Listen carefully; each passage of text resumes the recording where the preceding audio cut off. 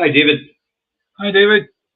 As I was just saying to you, I'm not nervous this time because it feels like I've just hung up. It feels as if I've only had a cup of coffee since I finished the last bloody programme.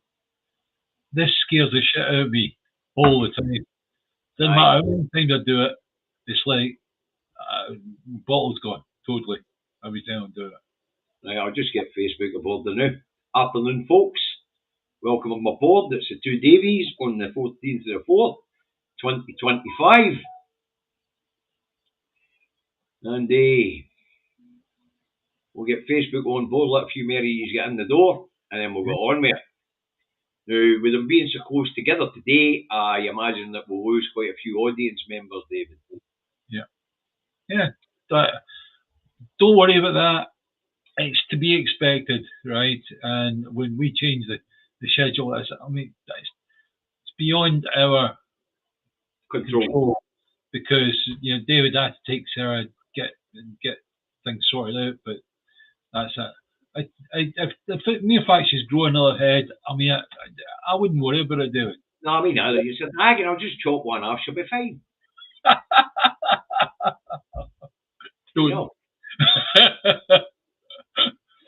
With any reptile, take a bit off and it grows back. Seven-headed hydra. That's it.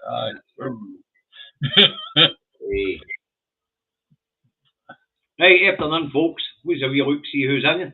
A wee look, see. Oh, the first of the Facebookers is on. And it's Tina up in Dundee. Hi, Tina. That was quick. Hi, Lenny. Ginger was saying the temperature where she is 3 degrees at the moment. Ooh. Yep. Hi, Reagan Elite. Nice to see you back again. George, June, Aki's, Gingers. I think Barbara's in or not. I think I've seen Barbara's icon down there somewhere. Hi, Chris. Hi, Stephen. Hi, Robert. Right, David, first subject up today, now that we're climbing nicely. Now, back in December, we had the Labour leader of the Edinburgh Council forced to stand down and had the Labour whip removed from him because he had been using a Ukrainian date app to send sexually explicit messages to members of the Ukrainian community. Now, the police have now carried out their investigation into... Hi, John. Hi, guys. You're just a quickie before your break's over. You're in Cornhill, outside Coldstream now. Hi, I know it well. Used to drop oil off a wee place in Cornhill, actually. There you go. Right, anyway, the Labour councillor, Cammy Bell, he was the Labour leader and leader of the council. Yep. Some of the Ukrainian community made complaints about sexually explicit messages sent to him. I don't know about the allegations or is it right, but I do know he's not a very nice person to deal with. If you remember, I had a campaign over the fuel bills at the time, not last Christmas, but the Christmas before, and I managed to get in contact with his council where he was leader, and effectively I said to him, come on, open up the warm spaces for people that are going to be suffering with a cold. Older people, or the rest of it, young people, kids, and the rest of it, right? They can't afford the electricity bill, they can't afford the gas bill.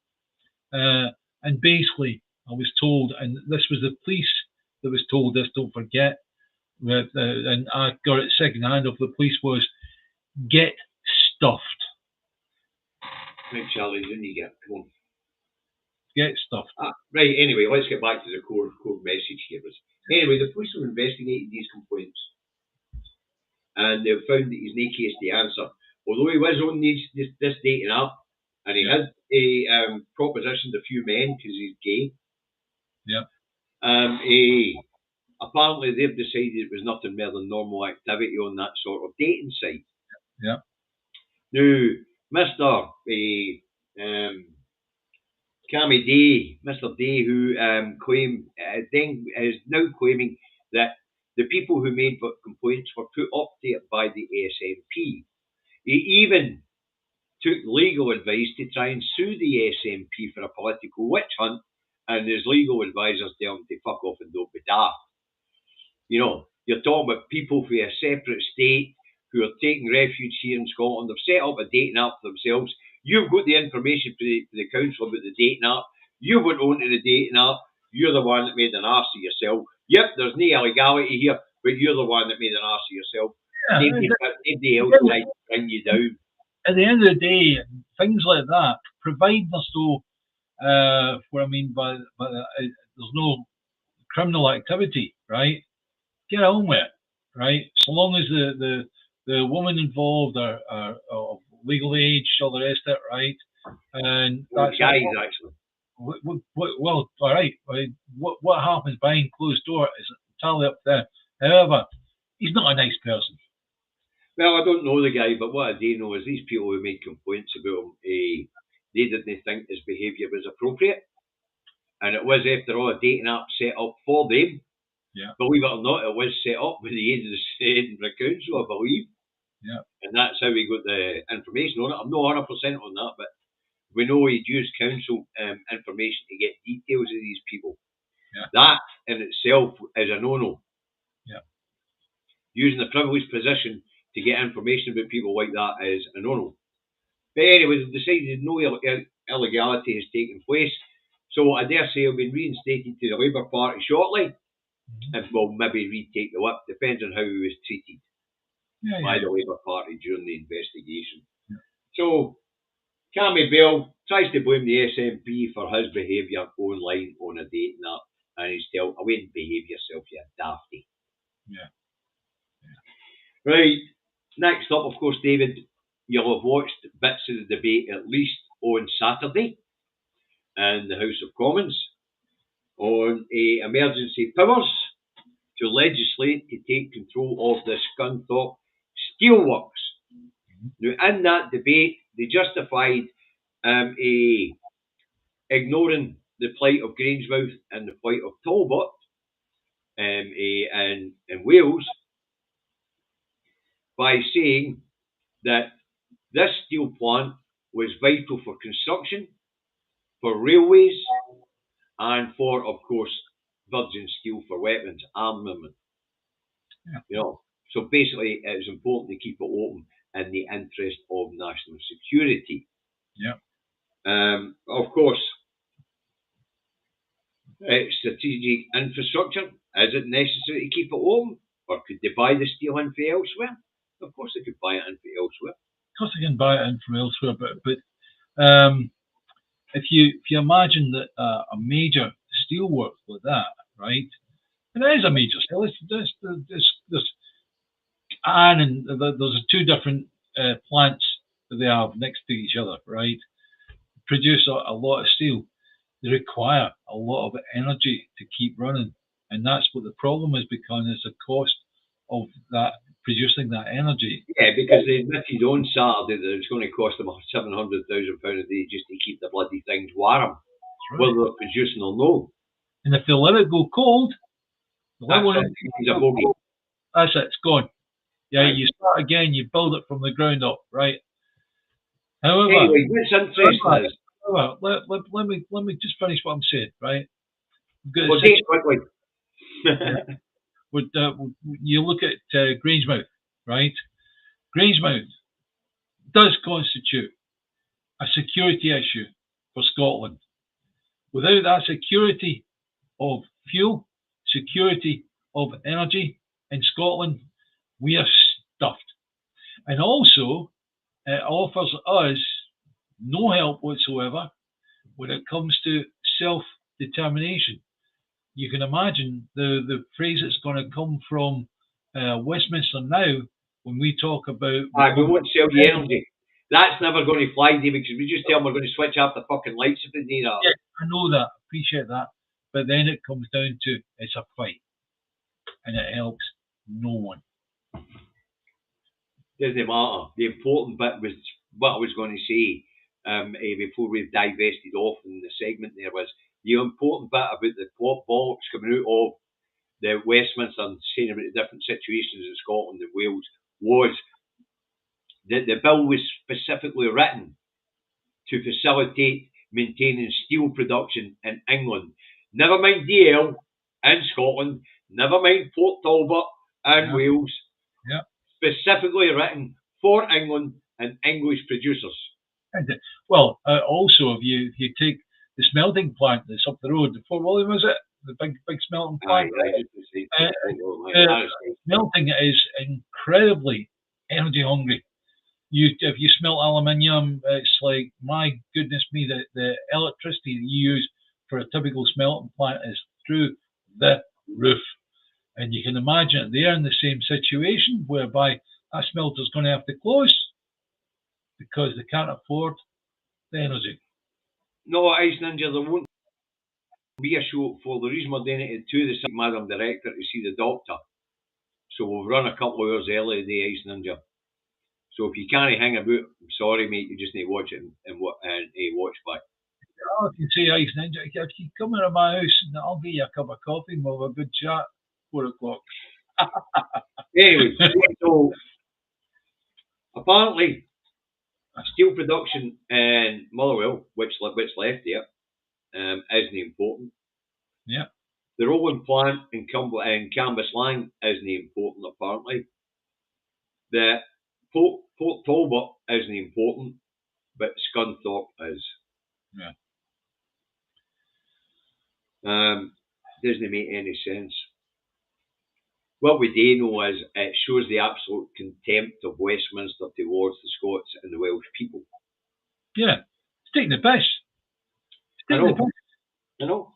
I did a wee video called "Taking the Piss." You watched it, I know. The most important thing on there is that Labour promised to protect Grangemouth as a refinery. In the people's heads, that's how it was put. We will make sure that's safe and all the rest of it, right? They've given 200 million, not 200 billion with a B, with a capital B, 200 million. 200, 200, then 6 zeros after that, and that's what they've handed over, right? You're talking about what? A fraction of what it should have. Should be enough there to actually buy the thing outright. It won't cost them a penny really, because Grangemouth is a money-making venture. It's a money-making system, right? And the mere fact that the British government becomes a shareholder, they'll get dividends off it each year. It would be a good move, and it becomes a real asset for the British government. However, that ain't going to happen. It ain't going to happen ever. Anyway, let's have a wee listen to Anna Sarwar, will we?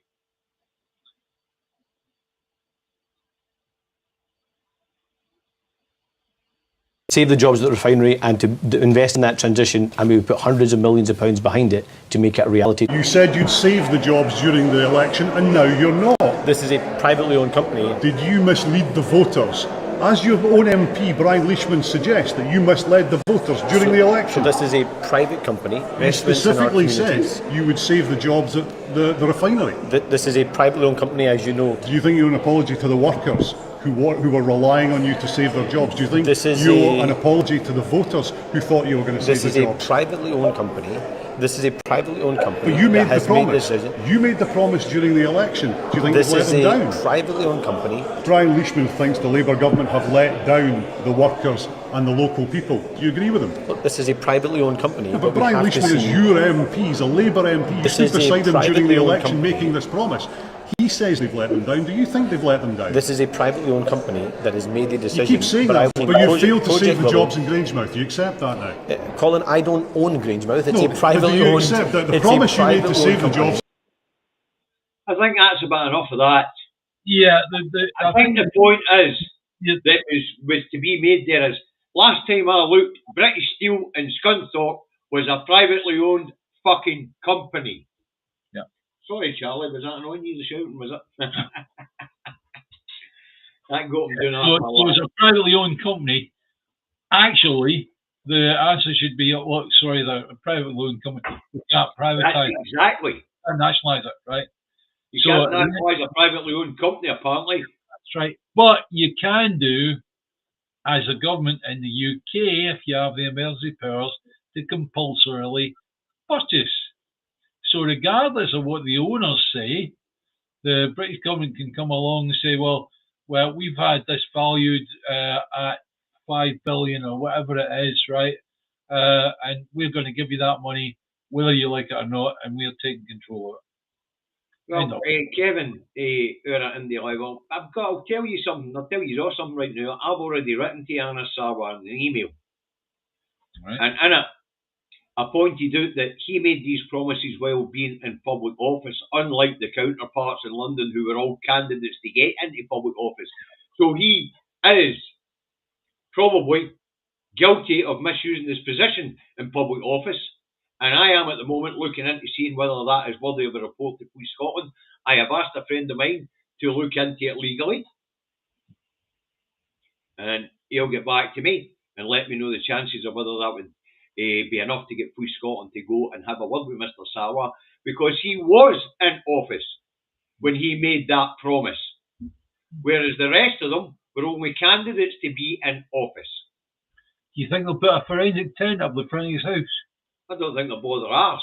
But the point is to find out whether there is any legal case against him, because he was in office making a promise at the time.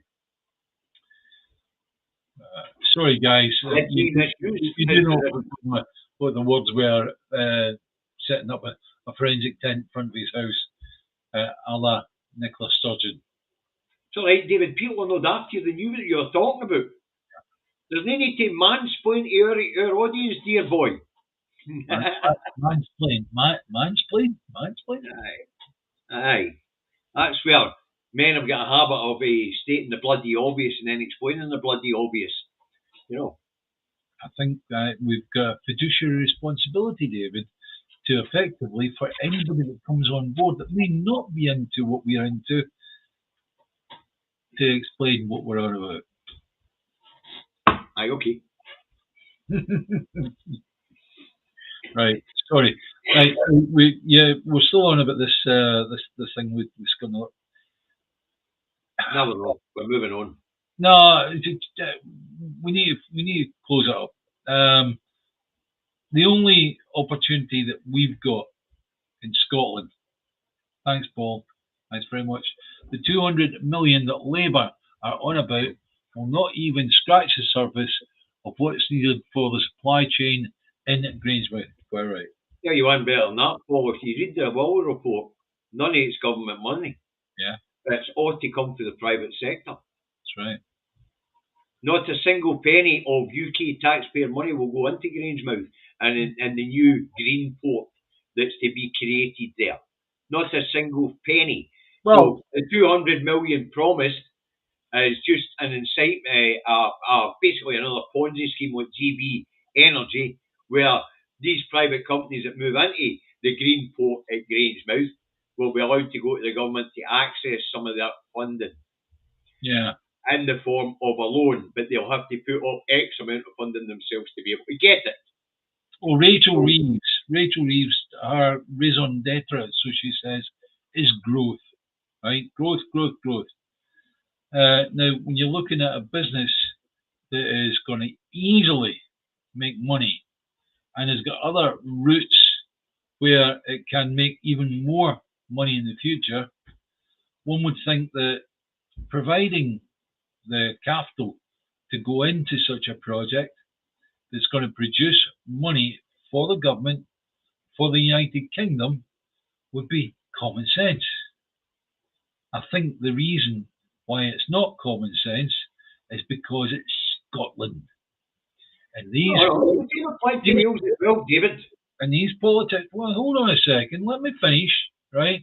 And these politicians are determined, and they are scared shitless, that Scotland is going to become an independent nation. No, David. See, that's nonsense. You need to stop that. Huh? I don't see why. They're no shit scared at all. As far as they're concerned, they've Scotland by the balls. No, They're scared. And take away our access to green energy. They're scared that we take the balls in our own hands and go do what's necessary. And as you've just pointed out, they're taking control of our energy supply. Means that we are a wee bit more dependent, because if we say we're leaving, they're going to say we're going to cut your energy supply off. Right. Well, that's the case. That's the case. But this idea that they're scared that we are leaving, no, that's abated. They're not scared at all. And why would they be, John, at the helm? Well, you know. Did you hear his House speech this morning? You listened to Lisa Nandy in the past. She definitely was. I'm not interested in what Lisa Nandy said in the past. Did you hear what John said this morning? What said this morning? He basically was begging Westminster to invest in Scotland and to cooperate with Scotland to alleviate Scotland's problems. Right. Yeah, again, just a case of the wrong leader, wrong place, wrong time. It's time for independence, independence, independence.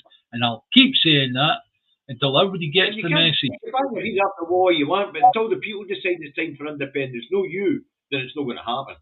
Well, unless somebody says it, David.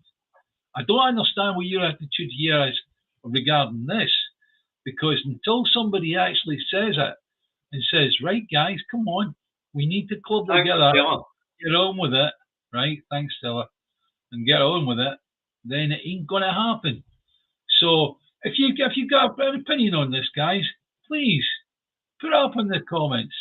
Don't put it up in the comments, and don't do what David does. Send it to John fucking Swinney's inbox. No, that's fine. No. Send it to John Swinney's inbox.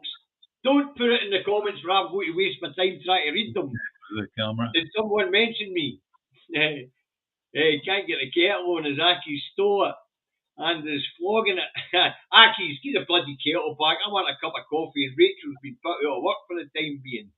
Yeah, wonderful that David's basically laughing about this and trying to create something light about it, but that's fair enough. That's okay. But I'm not, David. Really,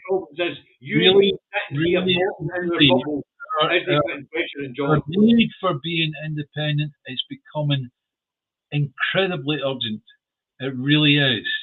And that's the opinion polls, David, because I don't see any urgency in them. Unless people like you and I are prepared to say to people all the time, look, guys, you need to be getting off your hunkers and out the door and get us independence, then it's going to continue to be dreadful. It's going to get worse and worse.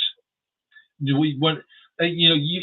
looking towards 2029 is when the next the general election is, right?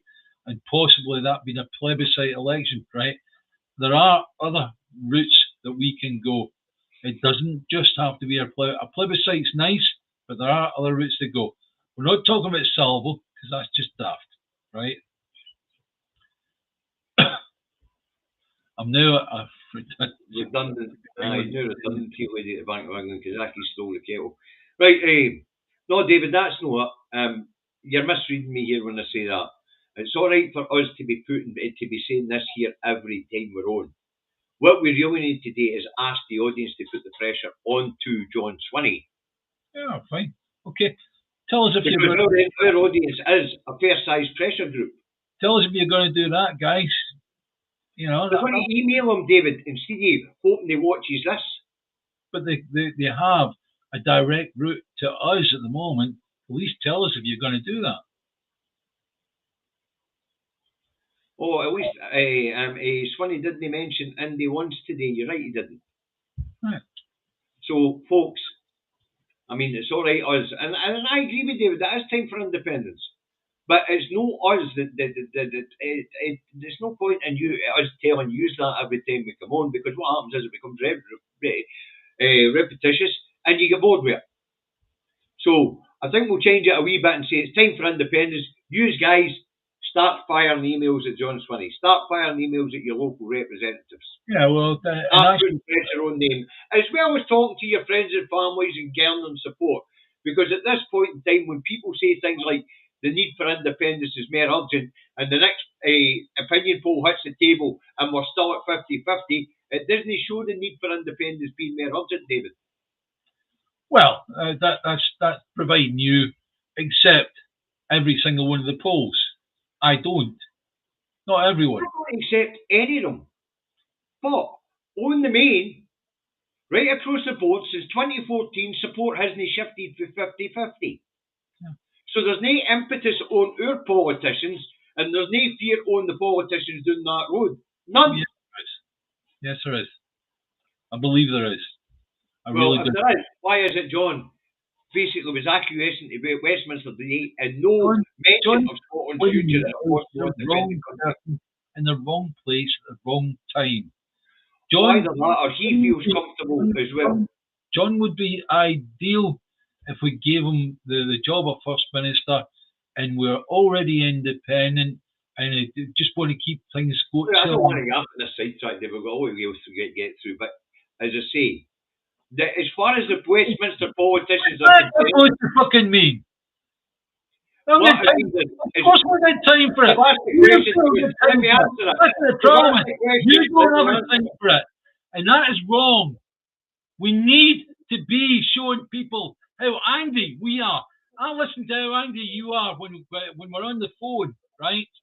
David, you need to actually start pushing this thing. I am pushing it. You're telling people we need independence. I'm telling politicians we need it. As far as Westminster is concerned, yes, they are scared in case no, they're not, David. The ball away.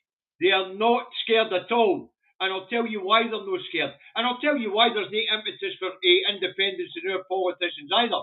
Because the opinion polls don't show either way. So they're sitting in a comfortable east place. And they're quite happy to the people like you are going, oh, no, the people don't want independence. David, stop it. That is not what I'm saying at all, and you're not listening. What I'm saying is the opinion polls is putting no pressure on the politicians, so we directly have to. I've been listening on this for ages, right? And you need to stop it, because people like you are going, oh, nobody's got a heart for independence. John Swinney is like you. He said, oh, nobody wants independence. I don't think you're paying much attention, David. Because what I have just said is the politicians feel comfortable with the status quo because of opinion polls. No me, no you, our politicians. So there's no impetus on John Swinney to push, and there's no fear in Westminster. Well, guys, you heard it here now, right? David says the politicians down in Westminster are not worried about us becoming independent. Basically, I can see what David's saying, because basically he's parroting what John Swinney's saying. John Swinney. No, I am not. David. John Swinney's basically saying, we don't want independence. Forget independence. That's not what John's saying at all. John's saying exactly what theirs in Westminster did. Is they're looking at the opinion polls and saying, there's no impetus here, so we'll just carry on as normal. That's what they're doing, David. That's how politicians think. They think on their popularity. John thinks he's a cast iron winner, and Westminster thinks they're a cast iron winner because we're sitting at 50-50 and have been since 2014. And I'll tell you why they can think like that. Because we went to 180,000 people on the streets demanding independence. At the last independence march, there was a couple of hundred. Now, it would appear David can't take the point. The point I'm making, folks, is there's no pressure on the politicians in Westminster, and there's no pressure on politicians in Holyrood, because the opinion polls haven't shifted. The idea that I'm saying that we don't want independence is nonsense. All I'm pointing out is how politicians think, and they go on the opinion polls. And as far as the polling shows, there is no impetus for the Scottish people for independence, and that takes the pressure off Westminster, and it also takes the pressure off John Swinney.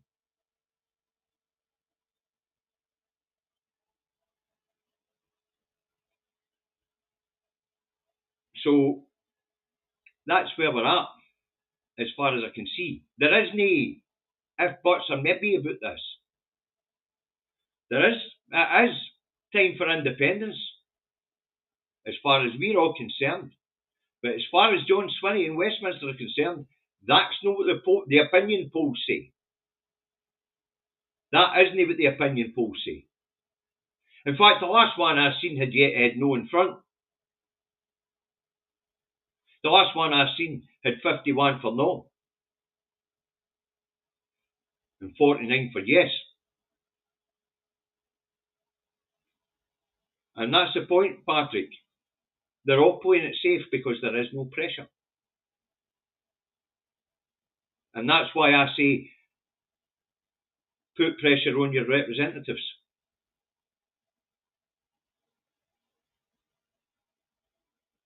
That's why I say that. Now, I'm sorry that David's buggered off.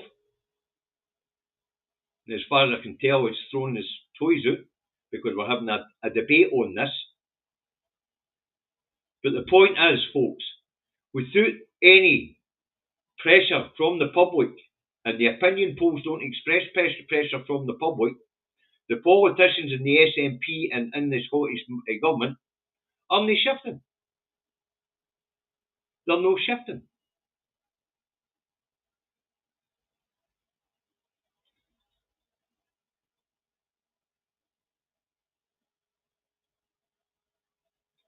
And both the people and the politicians need convincing. John's the wrong man for the job because he is convincing no one. Chris, see, I don't disagree with David on the fact that we need it. I'm only pointing out that when he's saying it's urgent, no, the people of Scotland, it's no. Because if it was, the opinion polls would show up. And the argument that do you believe the opinion polls or no is irrelevant. It's not what we believe. It's what the politicians who are sitting in power believe. Now, there is other issues to speak about. I would like to have David here to speak about them, but it appears he's no feeling up to a debate today. And that apparently our opinions aren't really valid if it disagrees with David's opinion at this point. But let's move on. The Scottish Green leader he says the position of co-leader, the competition for it is wide open. So Lorna Slater at the Green Party conference this weekend, when asked about the competition for the new co-leader of the Greens, because she's putting herself forward, doesn't mean she's going to stay in the position she's in at the moment as co-leader, but she's put herself forward to stand again as co-leader. If you know how the Green Party works, they re-elect their co-leaders every 2 years. Now, the co-leaders could be non-elected members of the party as well. So any member is up to put themselves forward for the position that's being vacated by Patrick Harvey, and the position which is at the moment vacant. Lorna Slater, although she's acting in the co-leader position until the elections the vote takes place. And they were asked who the front runners are. And Lorna wouldn't give a straight answer on who the front runners were. She just said the competition's wide open. But looking at it, it's looking like Jamie Greer could well be the next co-leader of the Scottish Greens. But as I say, it was the Greens conference at the weekend there. And one of the interesting things about where we are with the Greens is that until the manifesto is produced and put in front of the public, we won't know whether it will still have pro-independence on its mandate, or whether the independence thing will be shunted to one side the way it seems to have been in the Scottish National Party. Alright, now let's move on, folks.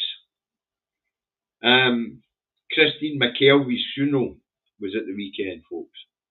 As you know, Christine was a long-serving minister in the Scottish Government. It's been around for 18 years now. And she died of cancer at age 57 recently. And the The funeral took place on Saturday, and the streets going into Two Davies apparently were lined with folk, and the procession was led by the Yes Bikers. Many politicians from the political scene here in Scotland were also in attendance, and that included people like Anna Sarwar, who broke cover because he has been hiding to attend the funeral, along with Nicola Sturgeon. Obviously Keith Brown was there, Angus Robertson, and the current deputy leader of the SNP, Kate Forbes, was there. John's got other problems. I believe his father's no well and getting on a good bit, so John didn't attend himself. But Kate was there to represent the current leadership of the party. Okay, so sad event, and I'm glad she got a good turnout. Okay, but I thought we'd better mention it. Right, let's move on. Swinney halts provision for ministers to hand back any pay rises that have been given to them to the public purse for use in general spending. Now, why John's picked this particular time, I'm not sure, because it's making an awful lot of bad press.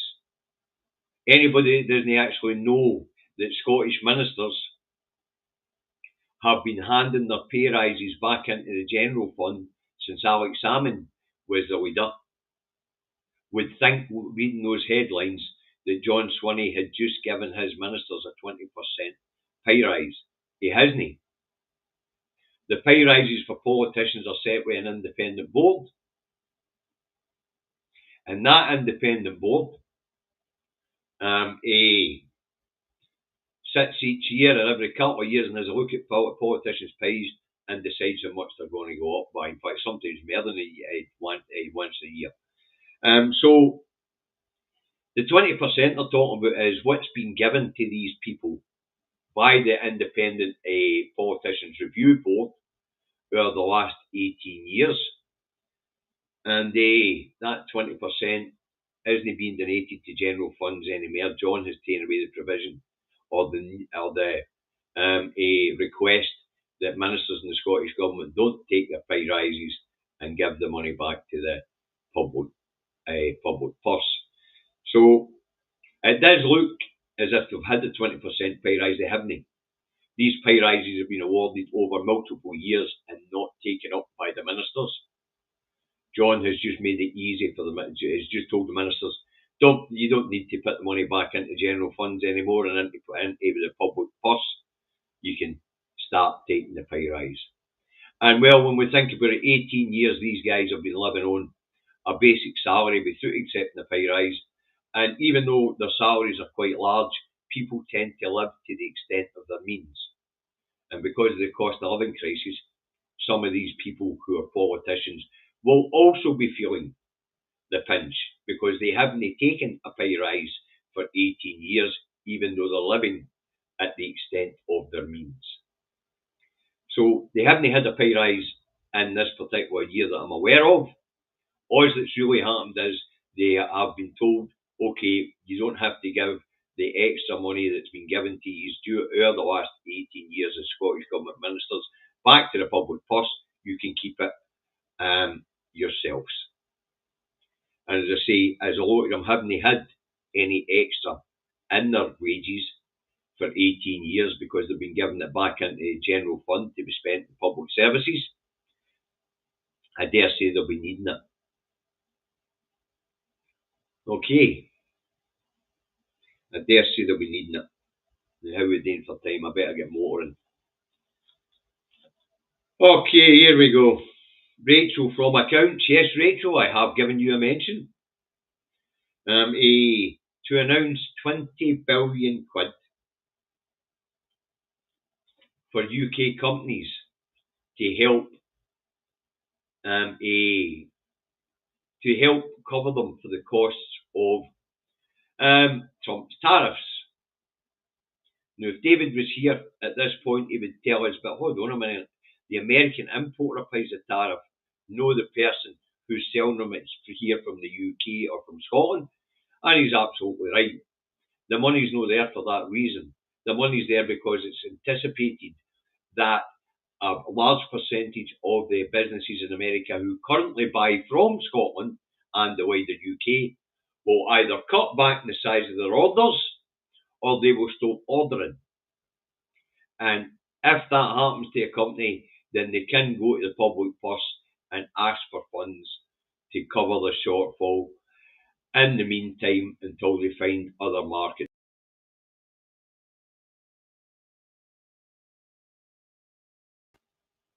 That's if they can find other markets to sell their goods into. Simple as that. So, let's summarise. Since they came to power, they have thrown 250,000 children into relative poverty by keeping the two-child cap. They have killed X amount of pensioners over the winter by removing the winter fuel allowance. They've battered students with an increase in student fees. And they've just walloped the disabled and limited access to the safety net. All because of Rachel Reeves' fiscal rules saying that she can't spend more. But all of a sudden, we can find billions for weapons. We can find billions for Israel. We can find billions for Ukraine. And now we can find another 20 billion for a transfer of wealth, or taxpayers' money if you like, from the public purse to private enterprise. No forgetting the billions that it's going to cost them 700,000 a day actually to keep Scunthorpe open. That's even without producing any steel. So there's plenty of money for everything except for the people. And it just goes to show you, and it exasperates the economic illiteracy that she's already shown. Because as everybody keeps saying, Richard Murphy, Gary's economics, Danny Blanchflower, myself, everybody keeps saying, if you want to grow this economy, if you want to strengthen the economy, give money to the people. Don't give to business, give to people. So this 20 billion that's to be given to companies who are going to lose orders because the Americans are going to stop buying, how about you give the money to the people and they start buying this stuff instead of the Americans? Or you can bypass the people and keep them poor and just horn it out and a transfer of wealth. And that's exactly what she's doing. And that's economic illiteracy. Where she gives it to the people go out and spend it. She gets X amount of it back in tax revenues. 83% of it actually. And the public purse would only be doing about 17%. But no, that's not what she's going to do. She's going to do this economically illiterate thing, and that is just horn money straight out of companies. Poof, gone. Whereas it went into the public through better benefits, through infrastructure programs, through increasing the state, they people would go out and spend. They would buy up the surplus that's no longer going to America, and businesses wouldn't be hurt. It's no fucking rocket science, folks. But it seems to be on the ken of the economic illiterates at the top of government. It seems to have been beyond the ken of the economic illiterates at the top of government since Reaganomics or neoliberalism under Thatcher and the first Reagan administration way back in the 80s. Absolutely nuts. So once again, Rachel from Accounts, I know you're here somewhere, Rachel. Please try and learn. Don't give the money to the businesses direct. Give the money to the people. They will buy up the surplus of these businesses. The businesses won't feel the loss of business to America. because the people here will have the funds to buy up that surplus. Okay, Rachel? I hope that made sense to you, Rachel. I'm glad you're here, you might learn.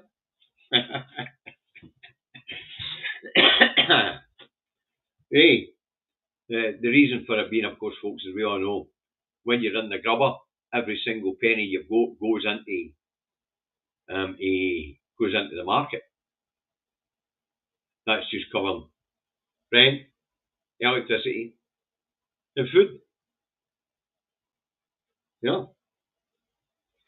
So if you want to grow this economy, everybody keeps saying it, redistribution of wealth, give money to the people. Right.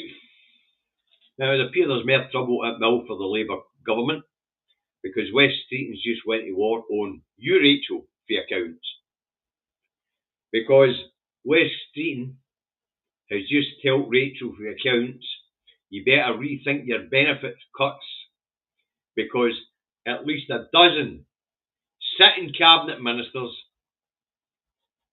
stand to lose their seats at the next election. And what West Streeton is saying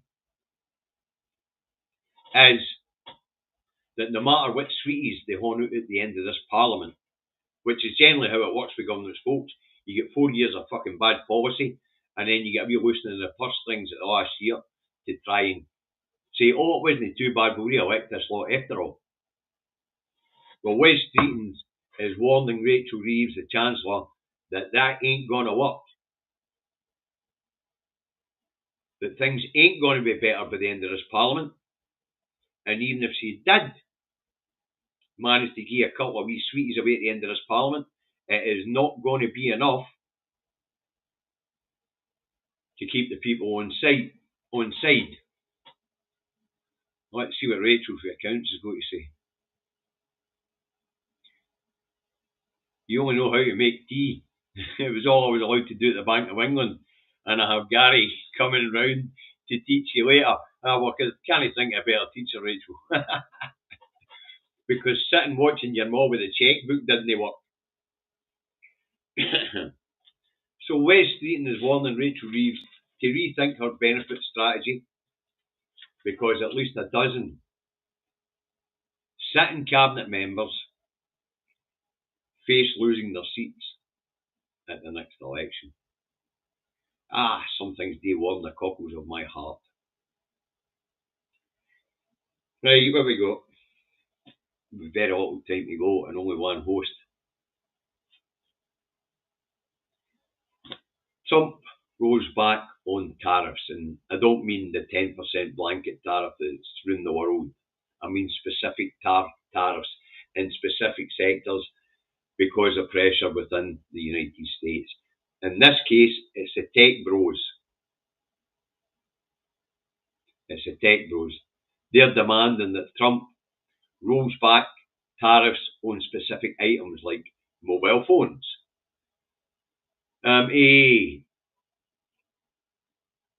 computer chips, laptops, all the computer equipment that's made in the Far East.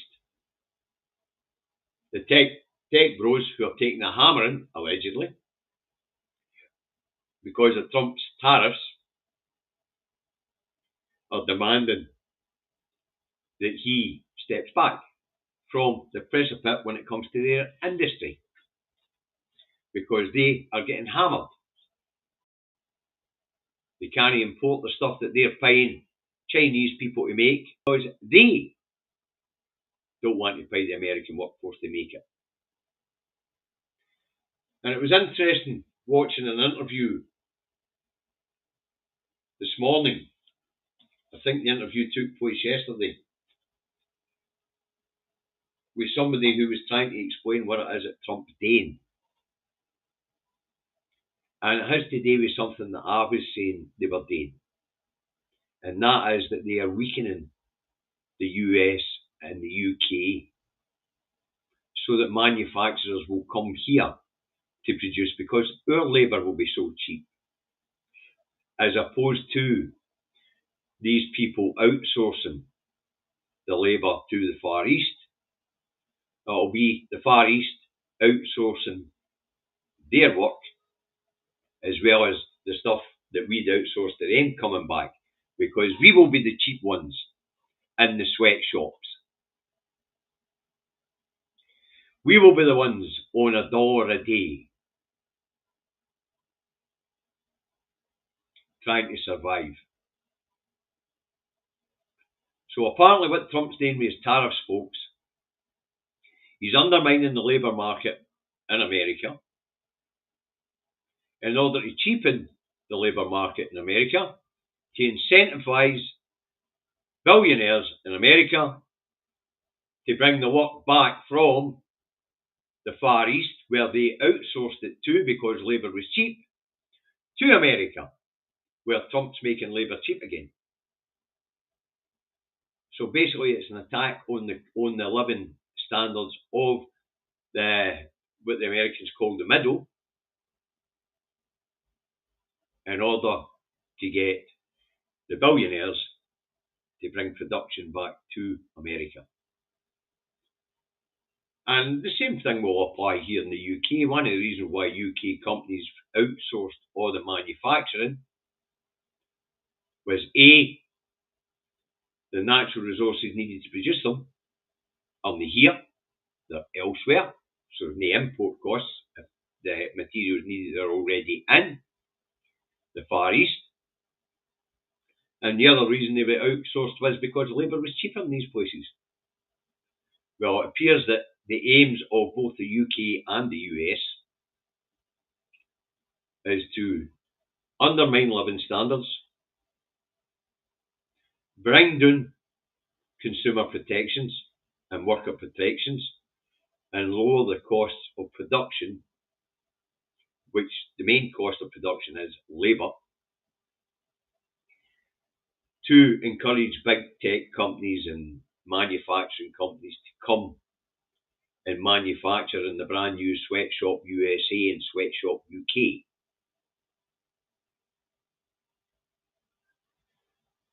So we are seeing the role reversal in the world, but actually it's actually a realignment of the correct order of things. The bigger populations and the bigger markets are in the East. And that's where everybody wants to sell to. But first, they have to be at the level where we become the service economies that service these bigger economies, and they become the consumer economy that buys up what we produce on the cheap. So what they did was they exported manufacturing to the Far East because labour was cheap. New as living standards there come up, living standards here go down, labour becomes cheap here, we become the sweatshop.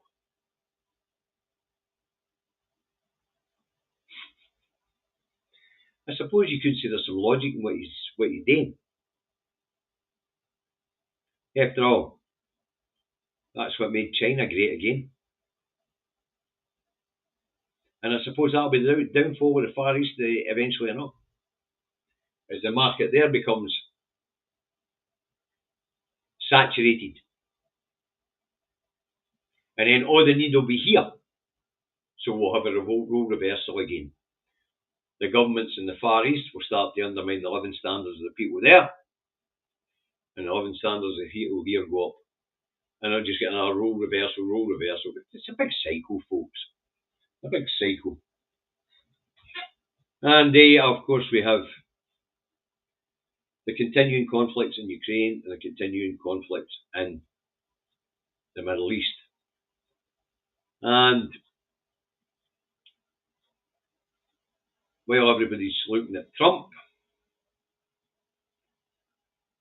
Russia's running a savvy in Ukraine. At least 34 people killed in Russian ballistic missile attack on Sumy,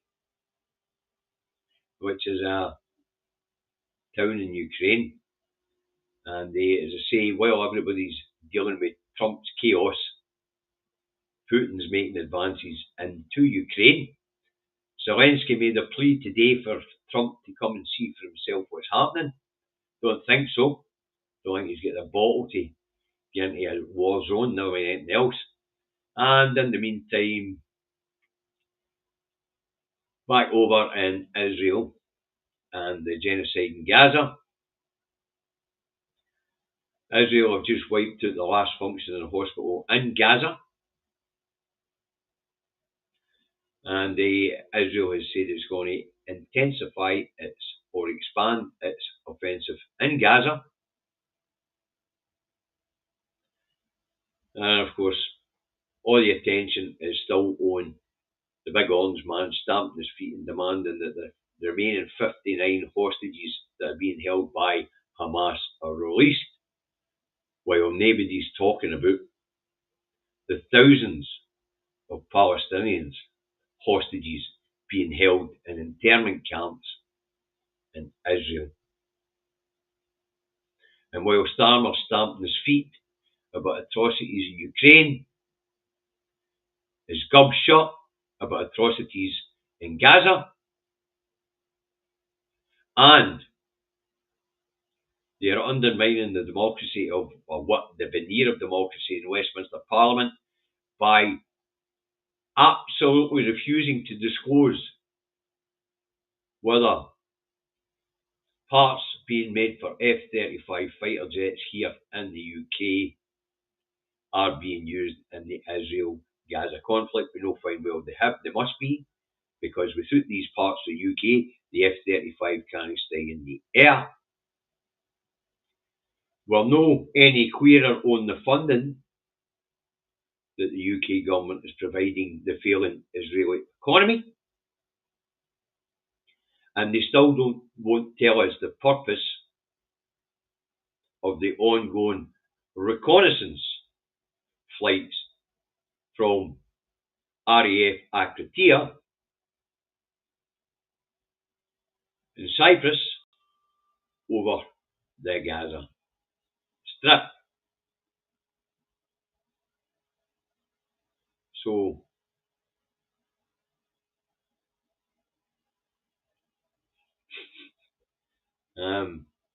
I'm afraid, even though we get to pay for the people being murdered in Gaza, and we also get to provide military equipment to murder the people in Gaza, Herr Starmer and his government are refusing to disclose information which should be available to the public. After all, it's our money. It's our money. Right, that's it for the day. Thanks for tuning in. I'm sorry about Mr. Milligan leaving us on a point of a disagreement. It was an area I didn't want to get into because I knew I was going to disagree with him on it. The reason why Mr. Swinney's behaving the way he's behaving, and the reason why Westminster's behaving the way they're behaving, is because there is no impetus being put upon them by the public. And for him and I to sit here and say it's time for, well, that's true from our perspective, it is time for. From our perspective, and from the perspective of the majority of people watching this, it's time for. But unfortunately, it's no foremost in the minds of the Scottish people. Because whether you believe the polls or no, that's what the politicians are taking it on. And as far as it goes here in Scotland, there has been no shift in attitude since 2014. It's still more or less 50-50. And that puts our politicians like John Swinney in a comfortable place. And that puts the politicians in Westminster in a comfortable place. So the politicians in Westminster are no fear that we're going to get up and leave any time soon. And John Swinney's no fear he's going to lose our vote because there isn't a fucking alternative. So there is no impetus. And apparently I am giving up because I'm pointing out the truth. Until we convince enough of our people, and until we put pressure on our politicians, this stalemate will continue. And I will continue to be a political realist.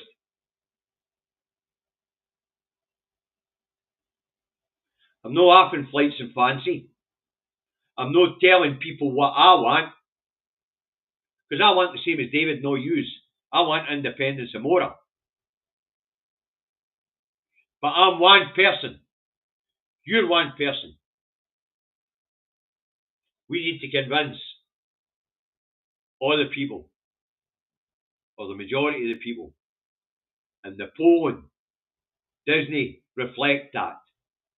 And whether we believe the polls or not, our politicians live by them. They live by them. So there you go. You say, I'm sorry David left. I didn't want to go down this road. Because I'm fed up with us talking about it's time for. Actually, it's not us that's going to decide. We are all in our bubble here. I mean, Reagan Elite and Ginger Giraffes are probably the only two outsiders on this stream. Probably the only two people who don't have skin in the game on this thread. But as Reagan Elite's just said, hearts and minds.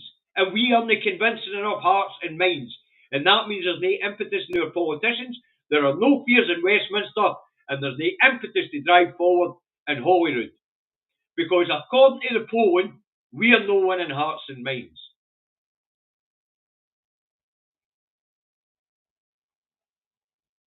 Swearing allegiance to the Crown in Scotland's easy, Andrea. The people are the Crown in Scotland. Believe it or not. The people are the Crown in Scotland. So for our politicians to swear allegiance to the Crown is very easy because by the very fact is they're swearing allegiance to the people. But as I say, that's the way it goes. As I say, the reason why our politicians are sitting comfy and no worried, and the reason why Westminster politicians are sitting comfy and no worried, is because nothing's changed. We're still on 50-50. And as long as the polls reflect 50-50, everybody's sitting comfy except for those that are getting poorer and poorer and poorer. Oh, aye, sorry, Rachel, I forgot about you. I do apologize. And how could I forget about you, dear lady? Huh? After all. You've got, yeah, I mean, you make Liz Truss look like a whiz kid. Yeah, you're Liz Truss in slow motion. Right, guys, I need to go. Hopefully the other David will join us again on Thursday. If we can stay off this daft flight of fancy. As I say, I don't do flights of fancy, folks. I deal with political realities. And the political reality is nothing has changed since 2014. Nothing. So there is no impetus on politicians and